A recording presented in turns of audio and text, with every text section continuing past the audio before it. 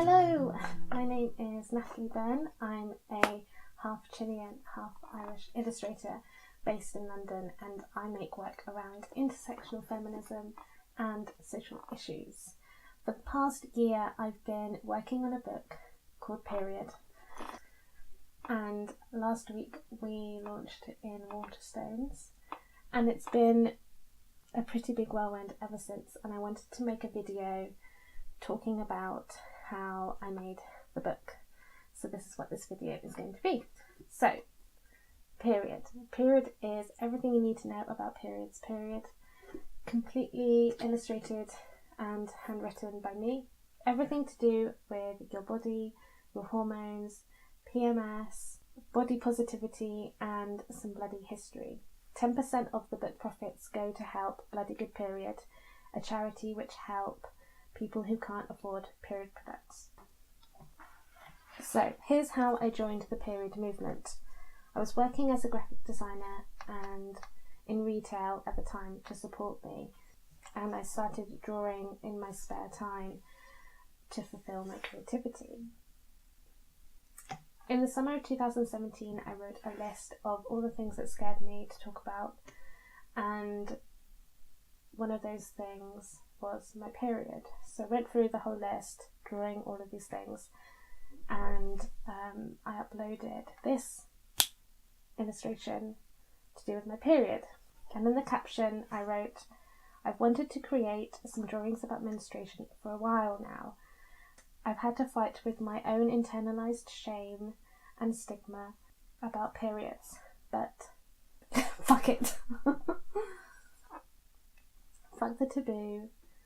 Fuck the people who crinkle their nose in disgust. When I first got my period, I had no idea what was happening, and I truly thought I was going to die, which is very common. Hopefully by creating a discussion and squashing the taboo of periods, we can stop this horrible shame around periods, which is a thing that happens to half the population every month. I clicked post at a station in Slough after work, and I was so nervous, I was shaking. All I could think about was, what will people think? It ended up being my most engaged post up until that time, and it made me realise there is such a high demand for this kind of work. The people want to talk about periods. The same day I posted that illustration on my Instagram, Bloody Good Period contacted me and they said, "Oh my god, we love this, can we repost this please?" And when I clicked on their page, I had no idea who they were, and they must have had like 200 followers at the time, and that really was the first time I realised that period poverty was a thing. I had never even considered it as an issue before. Of course, if people can't afford basic human needs, of course period supplies are going to be hard to get, they're so expensive. So I had a phone chat later that day with Gabby, the founder, and she asked me to join the team as one of their bloody creatives. I was working 7 days a week interning and working in retail, and I really wanted to be part of activism, but I didn't have the resources of the time, and using my illustration felt like something small, but it was something. As I started to get more involved and as I was thinking of how to approach more illustrations on the topic of periods, I remember Googling periods and reading some news headlines, and there was one specific one that really hit me. Was a story of Alicia Coleman in an American story. Alicia Coleman was a 911 call taker, and she was fired in 2017 from her job for leaking on her chair. Alicia was going through premenopause at the time, which one of the symptoms are irregular periods, and that story really struck me, so that became the second illustration I made about periods, and I drew this, which is a period stain on a chair. When I read the story, I was really angry. I knew women get judged at work for their hair, their weight, their clothes, their makeup, and it made me really angry that someone could get fired for having an irregular period. The idea of the book came to me in 2017 in November. I went along to the Free Periods protest organised by Amika George and the Pink Protest. If you haven't heard about the protest, here's a quick summary. So, Amika George, she's a teenager, and she reads about period poverty for the first time while she's eating her breakfast. And she read about girls in Leeds who resorted to using newspaper because they couldn't afford products. She began a petition called Free Periods to help people who were already on free school meals to access period products, which turned into the Free Periods protest. And loads of people turned up, including myself. And at the protest, there was someone on the podium that got up and said, there isn't even enough information for young people about periods. And I thought, well, come on, there must be. Things are different from when I was little. There must be so much stuff out there since, I was young. It's 2017, things have changed, I thought, and I went into my local library the next day and found nothing.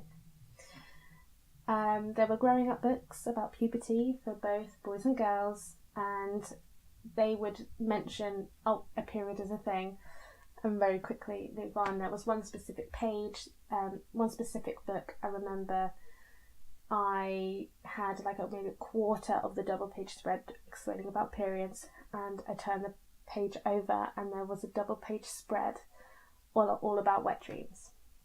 And I was staring at the librarian was looking at me, we were looking at the book, and we were both really shocked. So for a couple of weeks, I went to the pub and complained to my friends and complained at work and said, why has no one made that thing? That thing has to exist. I can't believe no one has made that thing. And then there was one night where I put my head on the pillow and realised, oh shit, I have to make that thing, don't I? Am I just going to sit back here and wait for someone else to make the thing that I really want to see? I guess I could try my best. And in November I started waking up at 5 a.m. alongside my job to research and write and draw. So I started researching all I could, because I'm not a doctor, I'm not a gynecologist. I really felt a massive imposter syndrome throughout making this project, so I really did as much research as I could.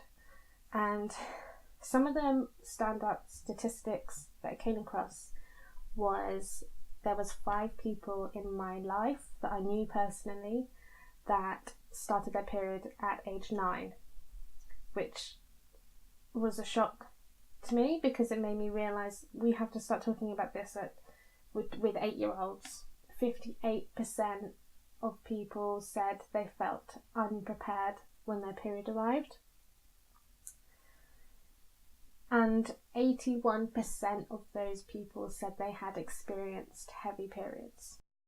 Other statistics that shaped this project were that 1 in 4 14-year-olds are self-harming, and anorexia is most commonly diagnosed at age 13. This research kept me motivated and kept me going.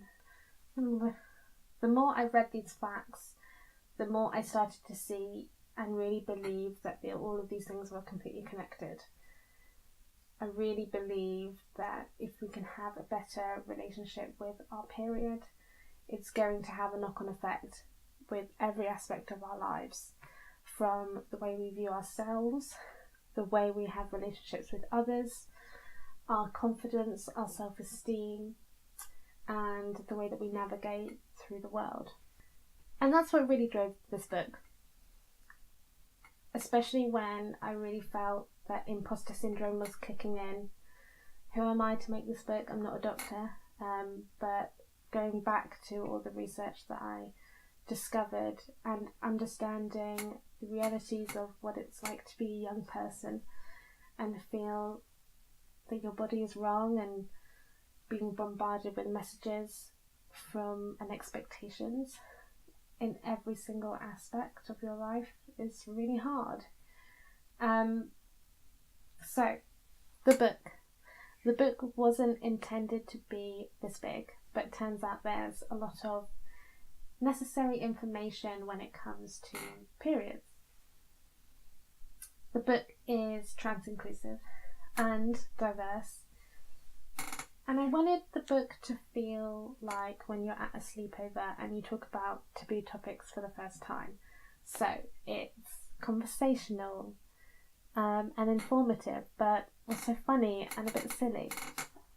The book is published by Break the Habit Press, and I met them earlier on in 2018 when I had already been working on the book for like 6 months, and they invited me to be part of their first book, which is 100 Women I Know, and they asked me to be part of their exhibition for the launch of the book. And that book is amazing. It's all about consent and talking about something really important, and I was so thrilled. It was my first exhibition, so I was so excited, and I asked if they needed any help on the day, and we started chatting, and then I realised, I've kind of been working on a book and in May I went full-time as an illustrator, and we've been working on it really hard from May to now. So they're an amazing publisher that we've developed this really lovely friendship, and the book wouldn't be what it is without them. You know, they are super feminist, and there was so much love and respect from both sides when we were making this project, and I think that really showed in the book, that it really did capture that we had so much fun making it together. Period poverty has become like a mainstream topic recently, and it's kind of burst on the scenes as an issue that hasn't really ever been discussed before, and I really wanted to help in that aspect, so that's why 10% of the book profits go to help Bloody Good Period. But we also really need to, as a society, become more comfortable talking about periods in general. Not only do we need to discuss it at home and at work and at school, but also the media has a big part to play, as does the government. I speak from a position of privilege, and I still grew up with a lot of shame around my period. And if I don't feel confident in asking around work for a tampon, then how on earth is someone already vulnerable going to feel with asking? So I'm going to end this video with a quote from Harry Potter. Just like Dumbledore said, fear of the name only increases fear of the thing itself. We have to smash this stigma and this shame and this fear around periods, because there's a lot of people suffering out there with something that is completely healthy and natural. I hope this book will not only educate, but bring around real change in attitudes about periods all over the world. All the links in how you can buy the book will be below in the description. You can also buy this t-shirt, which 10% of the book, 10% of the profits will also go to help Bloody Good Period. There's also tote bags, and thanks for watching. Bye!